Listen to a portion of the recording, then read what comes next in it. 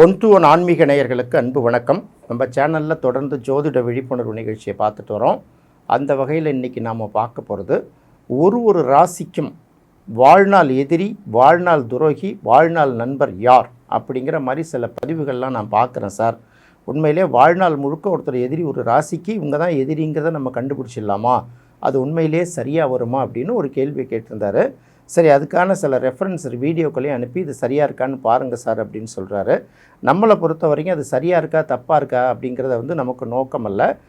இது உண்மையிலேயே ஒரு ராசியில் பிறந்துட்டாலோ இல்லை ஒரு லக்னத்தில் பிறந்துட்டாலோ இந்தந்த பெயர் உள்ளவர்கள், இந்தந்த ஆதிக்கம் உள்ளவர்கள் நமக்கு வாழ்நாள் முழுக்க எதிரியாக தான் இருப்பாங்களா, இவங்க தான் துரோகம் பண்ணுவாங்களா, வேறு யாரும் பண்ண மாட்டாங்களா அப்படிங்கிற ஒரு கேள்வி இருக்குல்ல, இதுக்கான விடையை தான் நம்ம சொல்ல போகிறோம்.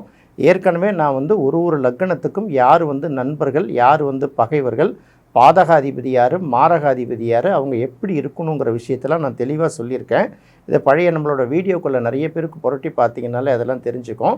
இதில் என்னென்னா அவங்களுக்கு புரிந்த மொழியில் நம்ம சொல்ல வேண்டியதாக இருக்குது. நாம் சொல்கிறது ஜோதிடர்களுக்கு மட்டும்தான் புரியுதுன்னு சில பேர் சொல்கிறாங்க. ஜோதிடத்தில் பார்த்திங்கன்னா நிறைய அந்த சோஷியல் மீடியா, யூடியூப் இதெல்லாம் பார்த்துட்டு அவசியமாக தெரிஞ்சிக்க வேண்டியதை விட தெரியக்கூடாத சில விஷயங்களை தெரிஞ்சுக்கிட்டு இதுதான் உண்மைன்னு நினச்சிட்டு இருக்கிற மாதிரி இருக்குது. அதனால் அதுலேருந்து கொஞ்சம் மாற்றி கொண்டு வரணும். அப்போ தான் தெளிவு என்னன்னு தெரியும். எதிரி அப்படிங்கிற ஒரு பிரச்சனை எடுக்கணும், அடுத்தது நண்பன் அப்படிங்கிற ஒரு பிரச்சனை எடுக்கணும். இது ஒரு லக்னத்துக்குமே உண்டு. இப்போ நீங்கள் மேஷ ராசி அப்படின்னு எடுத்துட்டிங்கன்னா மேஷத்தை நம்ம லக்னமாக போட்டு பார்த்துக்குவோம், ராசியை மட்டுமே வச்சு பார்க்கக்கூடாது. ராசியை எப்போ வச்சு பார்க்கணும் அப்படின்னு பார்க்கும்போது அன்றாட நடவடிக்கைகள். இப்போ நான் மேஷ ராசியாக இருக்கேன்னா எனக்கு யார் யாரெல்லாம் சூட்டபுளாக இருப்பாங்க அப்படின்னு பார்த்தீங்கன்னா கடகராசிக்காரர்கள் சூட்டபுளாக இருப்பாங்க. இன்னொரு பக்கம் பார்த்தீங்கன்னா சிம்ம ராசிக்காரர்களும் சூட்டபுளாக இருப்பாங்க. அதுக்கப்புறம் பார்த்தீங்கன்னா விருச்சிக ராசி செவ்வாய்க்குரிய ராசியாக இருந்தாலும் அது 8வது ராசியாக வர்றதுனால அவங்க எந்த அளவுக்கு நமக்கு சூட்டபுளாக இருப்பாங்கன்னு எடுக்க முடியாது. அதுக்கு அடுத்தது பார்க்கும்போது குரு, தனுசு 9வது ராசியாக வரும். அது குருவோட ராசிங்கிறதுனால அதுவும் நமக்கு சூட்டபுளாக வரும். அதே போல் மீன ராசியும் நமக்கு ஓரளவு சூட்டபுளாக வரும். இது பொதுவான கணக்கு. எப்போதுமே இந்த கணக்கு ஒத்து வருமா ஒத்து வராதா அப்படின்னு பார்க்கும்போது லக்னத்தை தான் நம்ம அடிப்படையாக கொண்டு பார்க்கணும். அப்படி பார்க்கும்போது மேஷ லக்னம் இவங்களுக்கு வாழ்நாள் எதிரி அப்படிலாம் யாருக்குமே கிடையாது. வாழ்க்கையில் நிரந்தர நண்பர்களும் கிடையாது, நிரந்தர பகைவர்களும் கிடையாது. மேஷத்துக்கு யார் வாழ்நாள் எதிரி, அப்போ லக்னமாக எடுத்துகிட்டு பார்த்துக்கோங்க. வாழ்நாள் எதிரியும் அது கூட சாதாரண எதிரி கிடையாது. அப்போ மேஷத்துக்கு யார் யார் நண்பர்கள் அப்படின்னு பார்க்கும்போது மேஷத்துக்கு உரிய கிரகம் செவ்வாய். இந்த செவ்வாய்க்கு எதெல்லாம் நட்பு கிரகம் அப்படின்னு பார்க்கணும் ஒரு பக்கம். அப்போ அவங்களுக்கு யார் யார் நட்பு கிரகம், 4ஆம் இடத்துல இருக்கக்கூடிய சந்திரன் நட்பு கிரகம், 5ஆம் இடத்துல இருக்கக்கூடிய சூரியன் நட்பு கிரகம். அதை விட்டிங்கன்னா 8ஆம் இடத்துல இருக்கக்கூடிய விருச்சிகம் செவ்வாயோட ராசியாக இருந்தாலும் அது நட்பு பட்டியலில் சேராது, ஏன்னா 8வது ராசியாக வந்துடும். அதுக்கப்புறம் 9வது இடம் அப்படின்னு பார்க்கும்போது பாக்கியஸ்தானம், அங்கே குருவோட வீடாக இருக்கிறதுனால அதுவும் நம்ம நட்பு பட்டியலில் வச்சுக்கலாம். இதை விட்டிங்கன்னா அடுத்தது 12ஆம் இடம் தான். அப்போது இவங்க என்ன எடுக்கிறாங்கன்னா மேலோட்டமாகவே இந்த குரு உங்களுக்கு நட்பு, சந்திரன் உங்களுக்கு நட்பு, செவ்வாய் உங்களுக்கு நட்பு, இப்படி ஒரு பட்டியலை எடுத்து வச்சுக்கிட்டு அதுக்கு அப்படியே ஆப்போசிட் இருக்கும்ல அந்த லக்ன பகைவர்கள்லாம் இருக்காங்கல்ல, லக்ன பகைவர்கள் யார் அப்படின்னு பார்க்கும்போது புதன் ஒரு பகைவர், சுக்கிரன் ஒரு பகைவர், சனி ஒரு பகைவர். இந்த பெயர்களில் உள்ளவர்கள் எல்லாம் உங்களுக்கு எதிரியாக வருவார்கள் அப்படின்னு சொல்கிறாங்க. இது எப்போதுமே சரியாக வராத அப்ரோச்.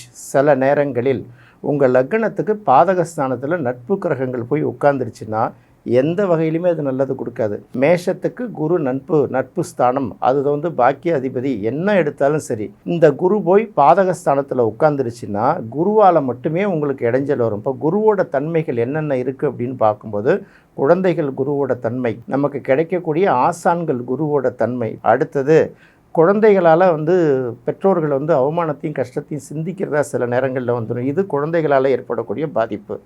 அடுத்தது நல்ல ஆசான்கள் கிடைக்க மாட்டாங்க. நிறைய பேர்ட்டு பார்த்திங்கன்னா வயசான பிறகு ஆன்மீகத்துக்காக தன்னை அர்ப்பணிச்சுக்கிறது ஒரு கௌரவம்னு நினச்சிப்பாங்க. சில பேர் போயிட்டு என்ன பண்ணுவாங்கன்னா இந்த போலி சாமியார்கள், இந்த ஆண்டி வேஷம் போகிறவன்ட்ட போய் சொத்தெல்லாம் எழுதி வச்சுட்டு இவன் கஷ்டப்படுறப்ப போய் கேட்டால் கூட அவன் திருத்தி விட்டுடுவான். இப்படி நிறைய பேர் மாற்றிப்பாங்க. அப்போ குழந்தைகள், இன்னொரு பக்கம் நிதி சம்மந்தப்பட்ட விஷயங்களை எப்படி திட்டமிடுறதுன்னு தெரியாமல் மாட்டிக்குவாங்க. அதனால் குரு மேஷ லக்னத்துக்கு குரு நட்பு கிரகம்தான். ஆனால் குரு நல்ல நிலையில் இருக்குதா என்னன்னு பார்த்து தான் முடிவு பண்ணிக்கணும். செவ்வாய்க்கு மணின்னு ஒரு பேர் இருக்குதுன்னு சில பேர் சொல்கிறாங்க. செவ்வாய்க்கும் மணிக்கும் என்ன சம்பந்தம் அப்படின்னு நம்ம பார்த்தோன்னா அதுக்கு சொல்ல தெரியாது. ஏன்னா காரணத்தோடு சொல்லும்போது தான் நம்ம வந்து அக்செப்ட் பண்ணிப்போம். அதாவது ஒரு பொருளோட இன்னொரு பொருள் உரசும்போது ஏற்படக்கூடிய சத்தம், உடைக்கிறதா இருக்கலாம், வளைக்கிறதா இருக்கலாம், இடிக்கிறதா இருக்கலாம், அது கன்ஸ்ட்ரக்ஷனாகவும் இருக்கலாம். அதுக்கப்புறம் பார்த்திங்கன்னா ஒலிகள் சில நேரங்களில் விழும். அதனால் பார்த்திங்கன்னா இப்போ ஒரு கோயில் மணி அடிக்கிற சத்தம் நமக்கு கேட்டுச்சுன்னா அங்கே வந்து செவ்வாயும் சனியும் சம்மந்தப்பட்டால் தான் 2 பொருள் உரசும், அதன் மூலமாக ஓசை வரும். அப்போ ஓசையிடும் பேர்களில் மட்டும்தான் மணிங்கிற பேர் வரும். அப்போ மேஷ லக்னம் அப்படின்னு பார்க்கும்போது அதுக்கு புதன், சுக்கிரன், சனி இது 3 பகை கிரகம். அப்போ சுக்கிரன் போய் 12ல் மறைந்தாலோ 8ல் மறைந்தாலோ ஈவன் 6ஆம் இடத்துல நீச்சம் அடைந்தாலோ சரி. அப்போ சுக்கிரனுடைய ஆதிக்கம் நிறைந்தவர்கள் யார், சுக்கிரனுடைய ஆதிக்கம் நிறைந்தவர்கள் யார் அப்படின்னு பார்க்கும்போது சுக்கிரனுடைய பெயர்களை உடையவர்கள். இவங்க யாருக்குமே சுக்கிரனுக்கு லக்ஷ்மிங்கிறத தவிர வேறு எந்த பேருமே சொல்ல தெரியாது. கவிதாங்கிறது கூட சுக்கிரனுடைய பேர் தான். இது போல் இன்னும் நிறைய கணக்கில் பெயர்கள் இருக்குது, அதெல்லாம் இவங்களுக்கு சொல்லவே தெரியாது. சுக்கிரன்னா ஒன்று பெருமாள், இல்லைன்னா லக்ஷ்மி, இந்த 2 தவிர நவர மாட்டாங்க இல்லையா. அப்போ சுக்கிரன் கெட்டு போயிருந்தால், பகை கிரகமாக இருக்கக்கூடிய சுக்கிரன் வந்து மறைந்திருந்தால் கூட அது யோகத்தை கொடுக்கும். அதானே சொல்கிறாங்க, கெட்டவன் கெட்டிடில் கெட்டிடும் ராஜயோகம்னு எதுக்கு சொல்கிறாங்க அந்த காலத்தில். நம்மளுடைய எதிரி வலிமை இழந்து போகும்போது நமக்கு வந்து பலம் கூடுதலாகி விடுகிறது. அடுத்து புதனை பார்ப்போம். மேஷத்துக்கு பார்த்திங்கன்னா 3ஆம் இடத்துக்கும் 6ஆம் இடத்துக்கும் உரிய கிரகம் வந்து புதன். உண்மையிலே செவ்வாய்க்கு ஒரு பக்கம் பகை கிரகம், இன்னொரு பக்கம் லக்னத்துக்கு அது 3ஆம் இடத்துக்கும் 6ஆம் இடத்துக்கும் உரிய கிரகங்கிறதுனால அது நல்ல பலனை கொடுக்காது அப்படிங்கிறது உண்மை. அப்போ லக்னத்துக்கு நல்ல பலனை கொடுக்காத கிரகமான இந்த புதன் எந்த இடத்துல இருந்தாலும் பலன் இல்லை அப்படின்னு எடுக்கக்கூடாது. புதன் ஒரு வேளை 8ல் மறைஞ்சால் ரொம்ப நல்லது, 6ல் இருந்தால் கூட, அது உச்சம் பெற்றிருந்தால் கூட நமக்கு ஒன்றும் பெரிய பாதிப்பு இல்லை. இருந்தாலும் 6ஆம் இடம் நல்ல இடம் இல்லை அப்படின்னு எடுத்துக்கலாம். அடுத்தது இந்த புதன் போய் 12ல் மறைஞ்சதுன்னா இன்னும் சிறப்பு. அப்போது பகையாளி மறைவிடங்களில் இருந்தால் ரொம்ப சிறப்பு தானே. அப்போ எப்படி வந்து வாழ்நாள் முழுக்க அந்த புதன் நமக்கு பகையாக இருக்கும். இப்படி தான் தவறான விஷயங்களை வந்து பார்த்திங்கன்னா இங்கே வந்து பதிய வச்சுட்டு மக்களை குழப்பி விட்டுட்டு போயிட்டுருக்காங்க. பொதுவாகவே லக்கணத்துக்கு சுப கிரகமாக இருந்தாலும் லக்கணத்துக்கு பகை கிரகமாக இருந்தால் கூட சரி, அது வந்து அந்த லக்கணத்துக்கு பாதகஸ்தானத்தில் போய் உட்காந்துருச்சுன்னா கண்டிப்பாக அந்த பாவத்தில் நமக்கு கெட்டது தான் செய்யுமே தவிர நல்லதே செய்யாதுங்கிறது முதல்ல புரிஞ்சுக்கணும். அதுக்கு அடுத்தது வரும். மேஷ லக்கணத்துக்கு சனி கடுமையான பகையாளி, 11ஆம் இடத்துக்கும் உரிய கிரகங்கிறதுனால அது பாதகாதிபதினு நம்ம எடுத்துப்போம். அப்போ சனியோட ஆதிக்கம் உள்ளவர்கள் எல்லாம் மேஷத்துக்கு ஜென்ம எதிரிகள் அப்படின்னு நினைக்கக்கூடாது. இப்போ சனி போய் 6, 8, 12ல் மறைஞ்சிருக்குன்னு வச்சுப்போம், அது நமக்கு நல்லது தானே கொடுக்கும், எப்படி மைனஸ் கொடுக்கும். அதனால் இப்படியெல்லாம் எடுத்து தான் பலனை சொல்லணும். அப்போ அவங்க என்ன எடுக்கிறாங்கன்னா, ஓகே மேஷத்துக்கு செவ்வாய், இப்போ செவ்வாய்க்கு எதெல்லாம் பகை கிரகமோ அந்த பெயர்களில் உள்ளவங்கெல்லாம் நமக்கு வாழ்நாள் முழுக்க எதிரிகள். அதே போல் செவ்வாய்க்கு நட்பு கிரகமான சூரியன், சந்திரன், குரு இதெல்லாம் பார்த்திங்கன்னா இந்த பெயர்களில் உள்ளவர்கள்லாம் நமக்கு வந்து வாழ்நாள் முழுக்க நண்பர்களாக இருப்பாங்க அப்படின்னு நினைக்கிறாங்க. அப்படியெல்லாம் கிடையவே கிடையாது. மேஷ லக்கணமாக இருந்து இப்போ செவ்வாய் போய் கன்னியில் 6ஆம் இடத்துல மாட்டிக்கிட்டு வச்சுப்போம். அடுத்தது 11ஆம் இடமான பாதகஸ்தானத்தில் போயிடுறதா வச்சுப்போம். அப்போ செவ்வாயுடைய ஆதிக்கம் உள்ளவர்கள் அத்தனை பேருமே நமக்கு இடையூறாக தானே பண்ணுவாங்க. இதை நம்ம முதல்ல பார்க்கணும் இல்லையா. அப்போ எப்படி இது சரியாக இருக்கும். அதுக்கு அடுத்தது சந்திரன். இப்போ சந்திரன் வந்து பார்த்திங்கன்னா 4ஆம் அதிபதி, அவர் போய் 8ஆம் இடத்துல உட்காந்தா நீச்சம் ஆகிடுவார். இன்னொரு பக்கம் அவர் பாதகஸ்தானத்தில் உட்காந்தா நல்ல பலனை கொடுக்க முடியுமா? கண்டிப்பாக கொடுக்கவே முடியாது. அதே போல் அடுத்து வருவோம் குரு வந்து உண்மையிலே மேஷ லக்கணத்துக்கு ஒரு நல்ல கிரகம் தான். இந்த குரு போய் 6ஆம் இடத்துல மறைஞ்சிருச்சுன்னு வச்சுப்போம், இன்னொரு பக்கம் பாதகஸ்தானத்தில் வச்சிருச்சுன்னு வச்சுப்போம். இந்த குருவால் எப்படி நல்லது செய்ய முடியும்? அதனால் அப்படி பார்க்கக்கூடாது. யாராக இருந்தாலும் இருக்கும் இடத்தை பொறுத்து, அவர்களுடைய நிலையை பொறுத்து, லக்னத்துக்கு அவர் வந்து பகை கிரகமாக இருந்து அவர் வந்து மறைந்திருந்தால் ரொம்ப நல்லது.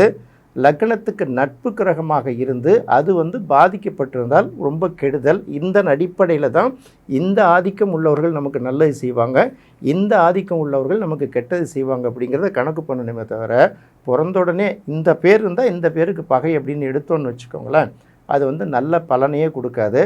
அப்படி பார்க்கும்போது மேஷ லக்னத்துக்கு சனி, புதன், சுக்கிரன் இது மறைவிடங்களில் இருந்தால் அந்த பெயரில் ஆதிக்கம் உள்ளவர்கள் அத்தனை பேருமே நல்ல பலன் தான் கொடுப்பாங்க. அடுத்தது மேஷ லக்னத்துக்கு மேஷத்துக்கு நட்பு கிரகம் அப்படின்னு சொல்லக்கூடிய ஈவன் லக்னாதிபதி உட்பட, அது வந்து செவ்வாயாக இருக்கட்டும், சந்திரனாக இருக்கட்டும், சூரியனாக இருக்கட்டும், குருவாக இருக்கட்டும், இவர்கள் நல்ல நிலையில் இருந்தால் மட்டும்தான் அந்த பெயரில் ஆதிக்கம் உள்ளவர்கள் வந்து நமக்கு நண்பர்களாகவும் உதவி செய்பவர்களாகவும் இருப்பாங்க. அவர்களை போய் பாதகஸ்தானத்தில் உட்கார்ந்தாலோ பகை வீட்டில் உட்காந்துட்டாலோ கண்டிப்பாக அவர்களுக்கு 5 பைசாவுக்கு பிரயோஜனம் கிடையாது, நமக்கு பகை தான். இப்போ உதாரணத்துக்கு செவ்வாய் லக்னாதிபதி தான், அவர் போய் பாதக ஸ்தானத்தில் உட்காந்துட்டாருன்னு வச்சுக்கோங்களேன், நம்ம எடுக்கிற முடிவுகள் அத்தனையுமே நமக்கு தப்பாக போகும். அந்த செவ்வாய் ஆதிக்கம் உள்ளவர்கள் அத்தனை பேராலையும் நமக்கு பாதிப்பு வருங்கிறத நம்ம எடுத்துக்கணும். அதுக்கு ஜோதிடத்தோட அடிப்படையை படித்தால்தான் புரியும். இன்னும் கொஞ்சம் அட்வான்ஸாக புத்திசாலித்தனம் பண்ணிவிட்டு கர்மாங்கிற ஒரு விஷயத்தை எடுத்துப்பாங்க. இதெல்லாம் போன ஜென்மத்தில் இருக்கணும். போன ஜென்மத்தை போய் நம்ம பார்க்கலாம் முடியாது. சில விஷயங்களில் இப்படி எடுத்துக்கிறோம். அவங்களுக்கு இந்த ராசியில் பிறந்துட்டாலே கர்மா, இந்த நட்சத்திரத்தில் பிறந்துட்டாலே கர்மா. ஒன்றும் கிடையாது. வாக்குஸ்தானம் கெட்டு போனவர்கள்லாம் ஜாதகம் பார்த்தாங்கன்னா அவங்க வாழ்க்கையில் இது போல் கர்மாவை தவறையும் நெகட்டிவ் தானத்தை தவறையும் ஒன்றும் வராதுங்கிறதுனால தான் இந்த விஷயங்களை சொல்கிறோம். இதெல்லாம் தெளிவுபடுத்தி ரொம்ப புத்திசாலித்தனமாக நடந்துக்கோங்க. இல்லாட்டி கூட நம்ம வீடியோக்குள்ளே பார்த்தாலே நீங்கள் நிறைய கற்றுக்கலாம். கிளாஸ்லாம் அட்டன் பண்ணணுங்கிற அவசியம் இல்லை. இந்த தெளிவு வரணுங்கிறதுக்காக இந்த விஷயத்தை சொல்கிறேன். என்ன நேயர்களே, இந்த நிகழ்ச்சி உங்களுக்கு ரொம்ப பிடிச்சிருக்குன்னு நினைக்கிறேன். மீண்டும் மற்றொரு சுவையான நிகழ்ச்சியில் சந்திக்கலாம். நன்றி, வணக்கம்.